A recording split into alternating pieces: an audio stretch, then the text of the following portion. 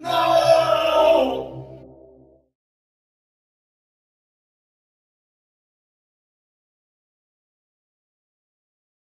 Okay, so now I've given you a quick, rushed overview of all the other areas. Let's have a look at scanning. So we tap on scanning, and it's going to turn the camera on, and I can start to look around. So you can see part of our house, which is very nice. And we look about, and you can see at the top there's these little bars we're filling in, and they're scanning for the different colours. So this is going to be interesting. This is a fire spirit that's just appeared in front of me. So I'm going to tap on him, and we're going to start that battle. So this little guy is called Charlie, and he's from the feline family, and he's obviously aligned to fire. So as fungal, I need to try and apply my fungal spores to him, and you can see again the little stack up there. So I'm going to keep trying to apply them, because the more, oh, that's not very clever, the more times I hit him with it, see it's just dropped off because it ran out of time. So let's try, oh Nick, you're doing rubbish. Right, let's wait till he attacks me. Okay, there we go. So we hit him and we're now infected him. So I'm getting some health back and I'm doing some damage. So let's do that again. There we go. Cool, now I've got 2 stacks. That's going to do twice as much damage and give me twice as much healing as well, which is really nice. And I managed to listen again because I'm really awesome. Okay, so that's fallen off again. So let's try and reapply. There we go. So each time you can see there that fungal spores needs to refresh. 2 stacks. And so I can't do anything until it does. But obviously as I start to get buy more abilities and things like that, oh Nick, seriously. Then obviously I'll have other abilities that I can use while I'm waiting for that one to recharge. The cool thing about fungal as well is that it's not just fungal spores that will apply, or fungal spore cloud that will apply fungal spores. There's actually other abilities that will do it as well. That's quite lucky there. So you can actually manage to keep fungal spores on them at all times. There you go, so I'm up to 3 stacks now. So you can see here that even though fire is doing quite a lot of damage to me, the fact that my fungal spores are healing me and stealing damage from me, it means it's a kind of a war of attrition. I'm hopefully going to be able to slowly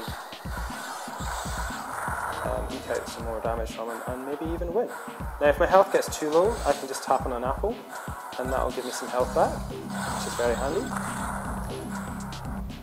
Now obviously we're at level 1, so the game's quite easy to begin with. The spirit here is moving around quite slowly. He's only got one ability because obviously I've only got 1 ability, so it would be a bit unfair if he had more.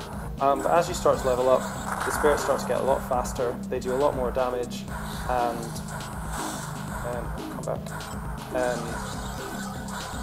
They can be very, very difficult to battle, particularly like this. If I was a higher level, this fire spirit battle would be really tricky. There we go! Defeated! So at the end of battle, you get some stats. So we can see that battle took 2 minutes and 32 seconds. I did not too bad amount of damage. And I took more damage than I did, but still managed to win. How awesome is that? So I'm going to get 1,988 experience points and 962 golders. So we'll tap done and we'll see that being applied. Nice, I'm now level 2. Cool, so just a little bit of text up there, just as remember we can create a challenge. So I'll just jump in and do that quickly. So we go create challenge. So I'm going to create a challenge for Bruce. So I'm going to type, I know his name already. So this is where you have to type in your friend's name as it is in their version of the game. So I type done. It's going to be the easiest battle in the world for Bruce. So do I want to save it? I'm going to tap yes in a second. But before that, if you look on the top of the bottom screen, you can see a series of numbers and letters. That's the challenge code. So if you write that down and email it, or maybe Facebook it, or SMS it to your friend, if they put it into their version of the game, as long as you've got their in-game name correct, they'll get this exact spirit and then they can battle it. So that's quite handy because if you are maybe finding it difficult to find particular spirits, then your friend can send a challenge code if they're finding it really easy to find those spirits. Also, in each version, we're playing the Shadow version. In the Light version, there's some spirits that aren't available in the Shadow one, and vice versa. So you're going to need to make use of the challenge codes to make sure that you can get them all. So let's save that challenge. There we go. Awesome, I got another badge. Rock in the house. Cool. So if I wanted to keep battling, I just tap done and I'll go back into the scanner. That's not true, sorry. If I wanted to keep battling, I would tap continue. If I tap done, it will take me back to the main menu, and then I can go buy new abilities and check out what's in the store. And I'm going to tap done because I'm going to jump over to the other version. Okay, so you can see the little exclamation marks here just before I do exit. So the little exclamation marks denote that there's something new in each of these areas. So we tap on spirits again. You can see the Charlie there, and we can see his little stats. They'll get replaced if I beat another one that's a higher level or got better stats. Let's tap done, and I'm going to go backwards through here because I know that the other guy is fairly near the end.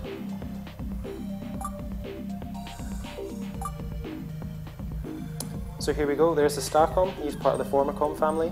So I tap on him again, and I can see his stats as well. He likes zippy lunches, and his favourite colour is Marvellous Red. So, there we go.